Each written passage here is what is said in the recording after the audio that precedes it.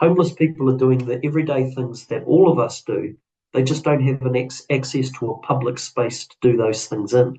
And so we ended up opening up a conversation about the use of the city and the CBD and what that might look like. And we managed to stave off this ban because it was harder for the councillors to really ban people who simply didn't have an option. We ended up in a different conversation space, I guess is what I'm saying. And that became possible because us and our partners were playing slightly different roles in the same conversation. And I think we got the best of both worlds. Sorry, I just thought about that example while we were talking.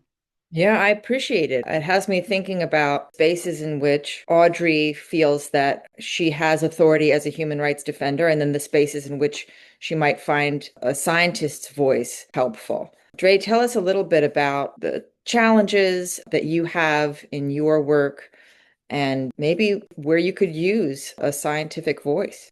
I think kind of expanding on what Darren was sharing earlier, it's that I think a big challenge that I see on the day to day is trying to change hearts and minds. I think it's no secret the US is going through a tumultuous time right now. Florida, even more so. I think there's a lot of issues with health, with school safety, with education, with housing, and there's like it kind of feels like, I think for as a nonprofit, it's kind of challenging to engage people because people are like, everything is on fire.